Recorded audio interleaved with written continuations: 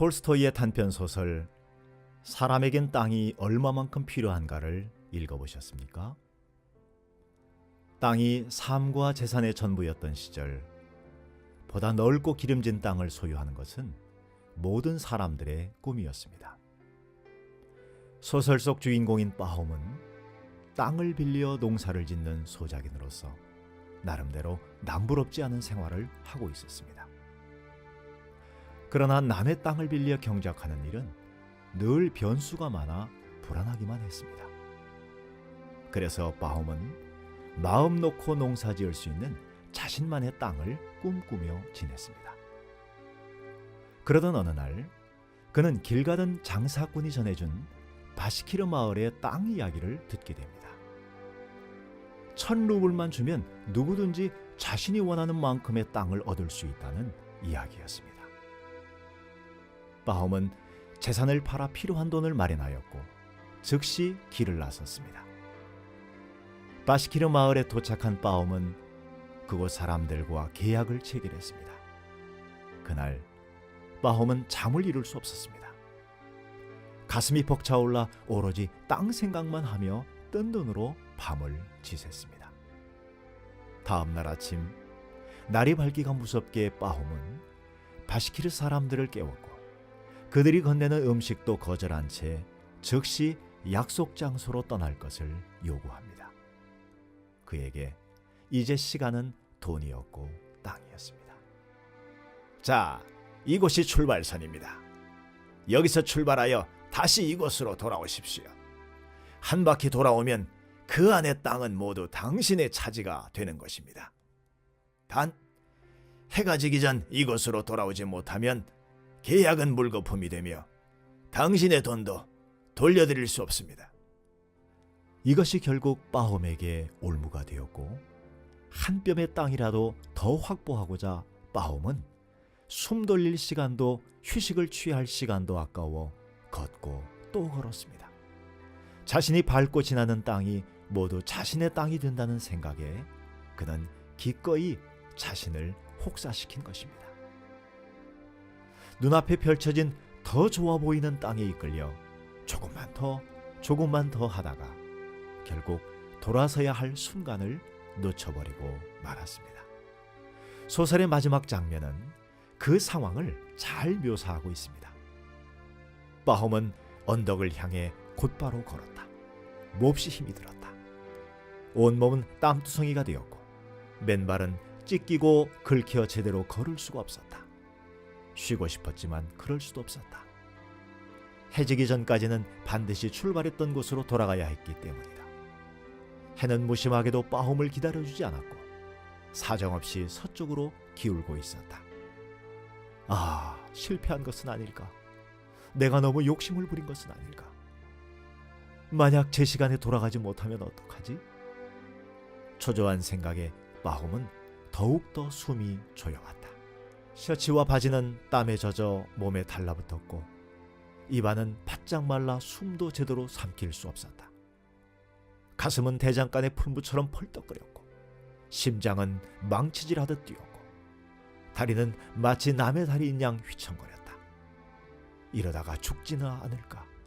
죽음의 공포가 순간 밀려왔다. 그러나 그는 멈출 수 없었다. 죽을 고생을 하며 여기까지 달려왔는데 이제 와서 그만둔다면 사람들이 바보라고 손가락질하겠지. 빠홈은 다시 해를 바라보았다. 해는 이미 지평선에 닿았고 언덕 아래 다다랐을 땐 날이 이미 어두워져 있었다. 서쪽을 바라보니 해는 더 이상 보이지 않았다. 아, 나의 노력이 허사가 되고 말았구나. 바로 그때 언덕 위에서 사람들의 환호성이 들려왔다. 순간 빠홈은 생각했다.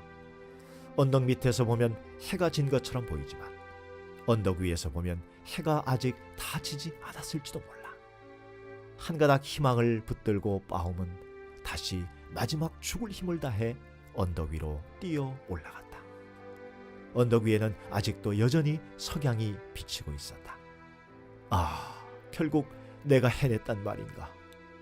빠홈은 그렇게 생각하며 고목나무가 쓰러지듯 정신을 잃고 앞으로 고꾸라졌다.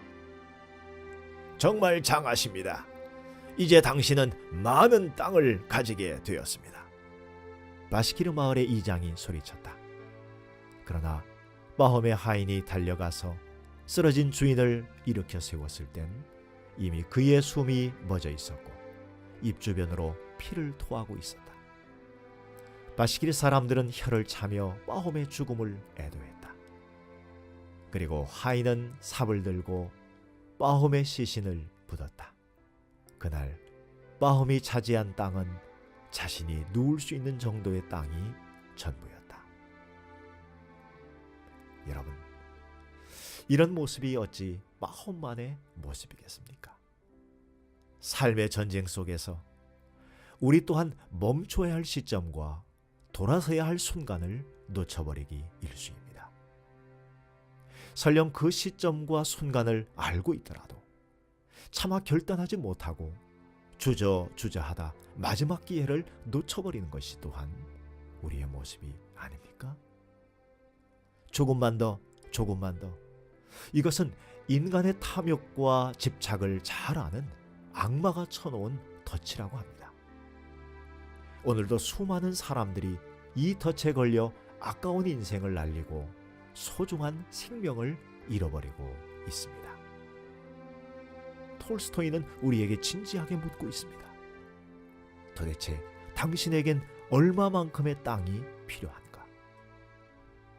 그리고 오늘을 살고 있는 우리 모두에게 그는 다시 한번 묻고 있는 것입니다.